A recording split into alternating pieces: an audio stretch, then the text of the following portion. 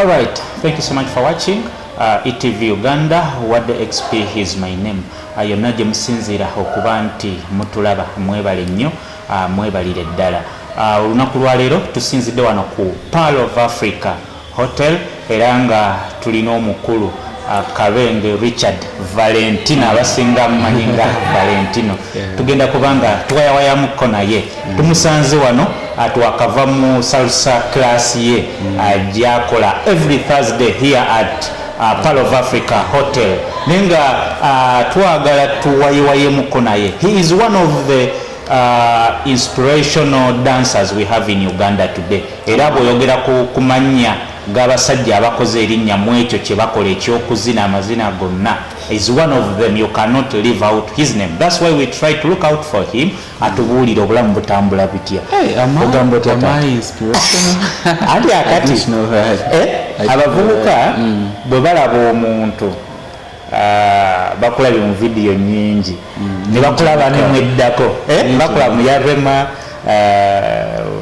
Wininwaji azinzo kubaka kati olaba abavubuka bagala nnyo omuntu ali progressive.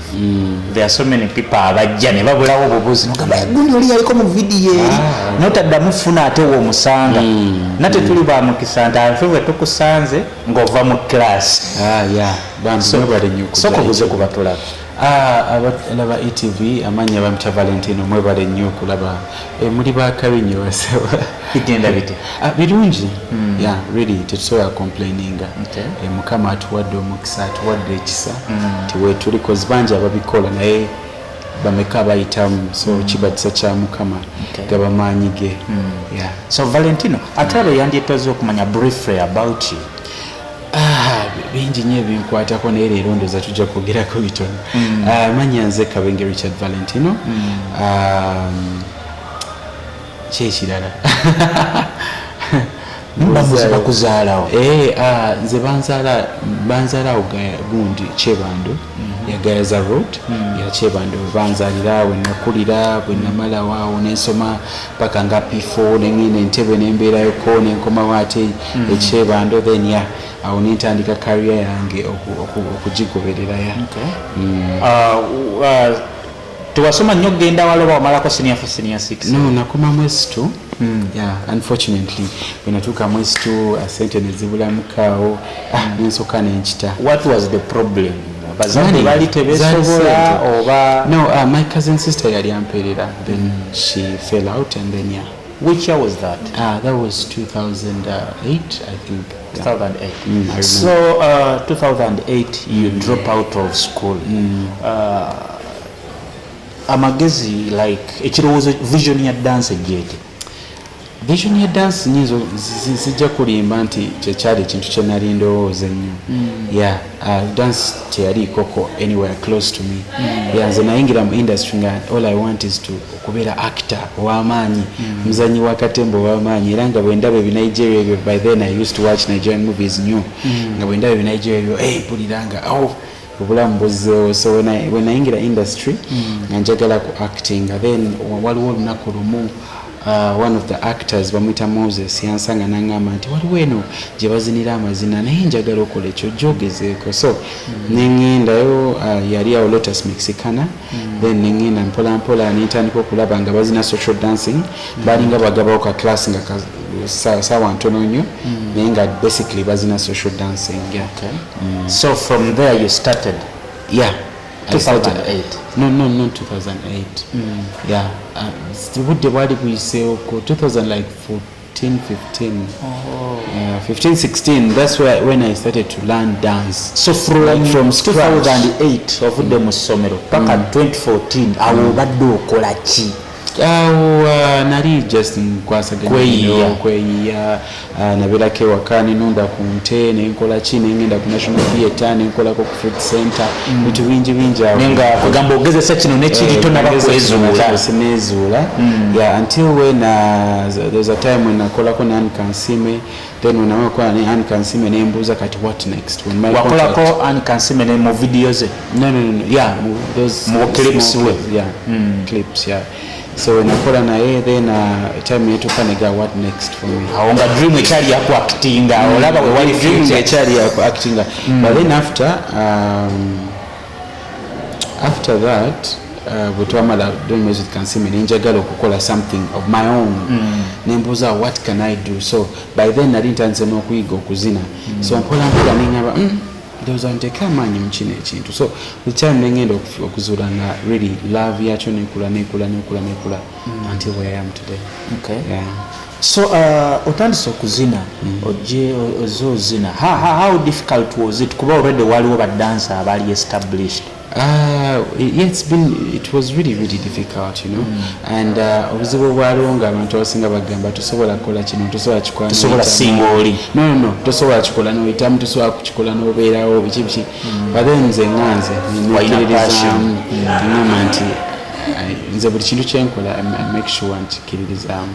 What do you think could be your breakthrough mu dance kyogamba nti well this is something I did or touch my body. Yeah, after doing touch my body, like the doors opened. Abantu batandika okumpita ku mikolo ne batandika n'okunyongeza ku ssente kati yali akolera 5-7 kati nga nyingidde 2 million ekitegera so kati olwanaagi weluzijjidde nga ngakyakala. Touch my body mpozi lwalirwani Rema nama okay. So awo gizaawo oyingidde mpola touch my body olwawuninwa gye luze waliwo omuwala gwotero zina naye ku mikolo omuwala oyo how did you guys meet nemukola ekintu nga kimaakinga?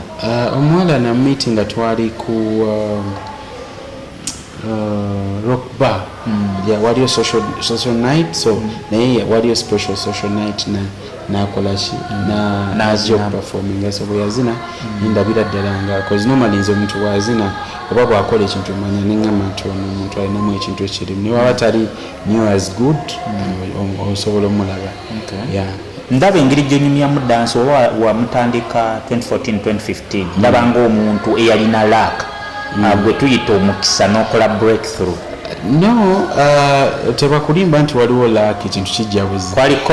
Luck is preparedness meeting a chance. So you need to prepare yourself. Then when a chance comes, you're ready. Because when I was called, when Peter could touch my body, nange samanya how far it's gonna go. Who got you that deal? My dance partner. When I didn't know by then, ye yankubira nangamba nti watwetaaga ku video yani ya Rema so netugenda netukola.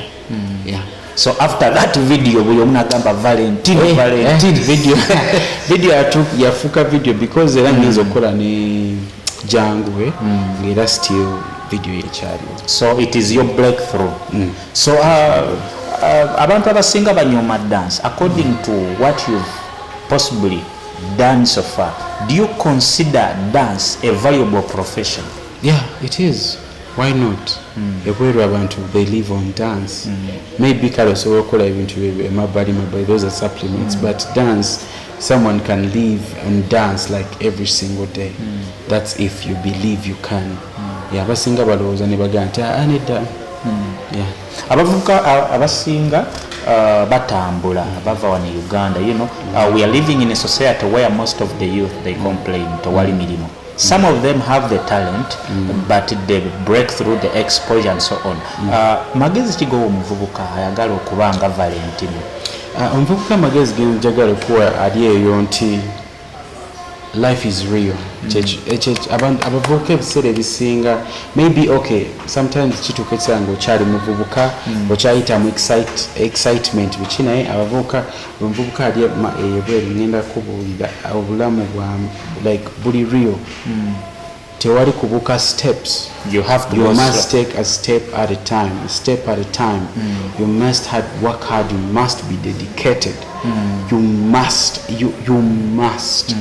And there's no shortcut. Era ne bona okuyamba mukama nakuyamba nobako kumpanya nobako byofuna nokola ki at the end of the day jakuddayo ku step gye wali. Yeah, so it's better you take the steps until when you go there, but wobuka nogenda time ekoma nokoma you must take those steps. So I want you to take her through these types of dances. One way to go about the salsa. So you try to take her through. One to the tulaba salsa class. What is salsa? Salsa mazina gava from Latin America. Ogadimu chikachi baita Latin dance. Yes, gave. So which other dances omuntu kubakati wano olina class every Thursday omuntu yandi agadde okulaba febye tulabyeko olwaleero which other dances are there? Is it only salsa or even other dances? No, tukola cha-cha, tukola ebika ebisinga byonna mu Latin. Ate mostly depending ako ba clients baffe kye baagala kati tuyitwayingiza mu ne kizomba cause kizomba bamwagala nnyo. What is kizomba? Kizomba is from Angola. Part of it twamukola mu Touch My Body tugezezaako nomukola mweninwaji naye katono because me the style I do is I don't want to be obvious. This is kizomba. I always fuse ebeera kizomba nemutekamu bit of contemporary so area of my okay. So does Valentino work alone or you have a group people you work with? Yes, I have people I work with. My dance partners and then people who help me here and there. Basically but I don't have management. I just have assistants. So at your stage where you are, do you consider yourself successful in dance?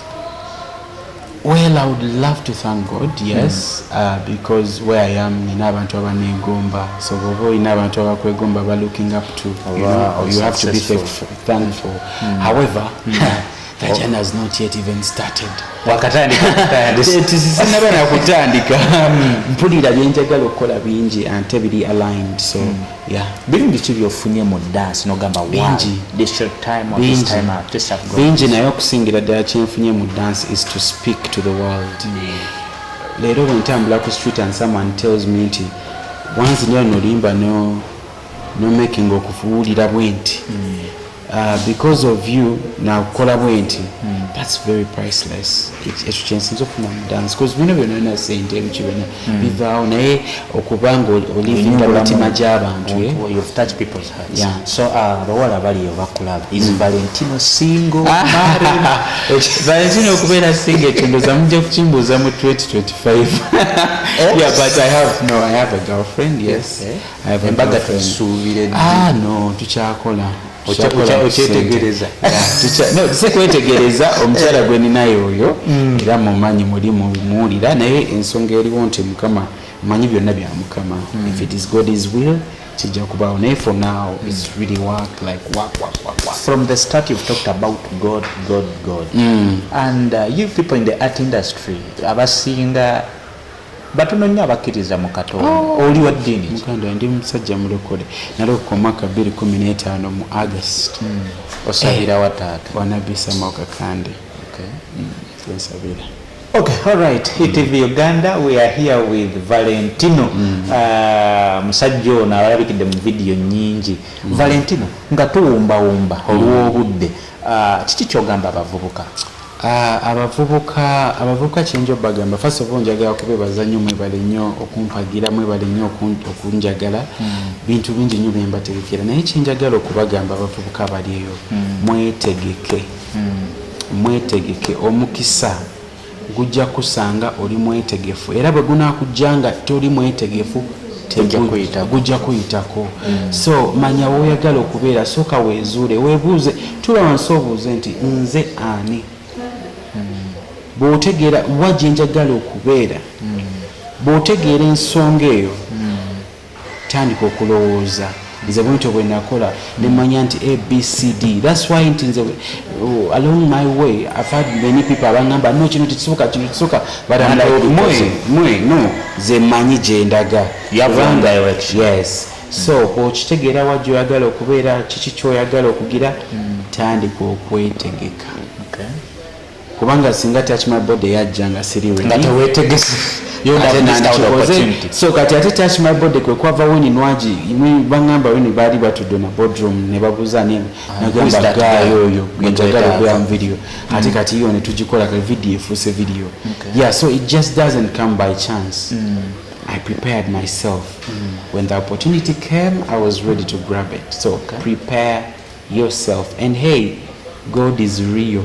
Nakirala abantu babulire ku salsa class one oba when more details. Yeah, salsa classes Pearl of Africa Hotel buli lwakuna saa 12 ez'olweggulo tujja osasula emitwalo egyo kugirako sauna ne steam. How lovely. Kikola mutya package nganyo package nene 5-star experience. No, basically chenjagala nze mostly nze chenjagala is to share omanyi okubeera mitima gy'abantu like nga ze kinsanyusa okulanga abantu basanyufu. So leero bazze kati nga leero obalabe babadde basanyufu babadde bazina babadde basanyufu bimaze ne bagamba sauna and steam bali eyo munda beeyagala you know.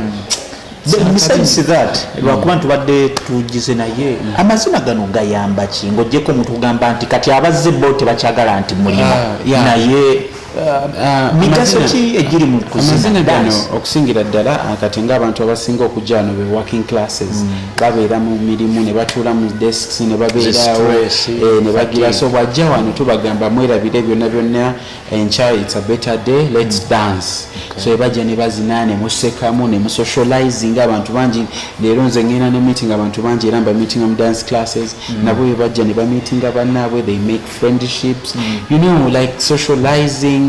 It's more like therapy to others. Others chiringanga kati waliwo abatekkiririzamu like when nalanga classes waliwo yagamba nze ndi munene nasobola okujja ne mugaba mukwano kiki sawa yeno so bwaze nazina nake yes so it's really that good. All right. Thank you so much for watching What the XP.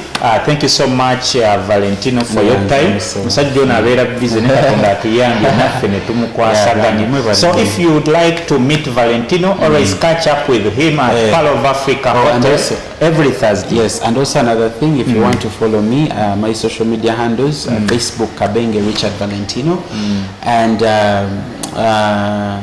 Instagram is richval_K. Rich Val akasaze wansi ne K on Instagram. Yeah, thank you so much. All right. So bane mulabe nyo ETV banasajja bakabinyo. All right, thank you so much for watching. Yona gye musinziro. Tulaba mwebale nnyo mwebalire ddala. Until next time, bye bye. Thank you.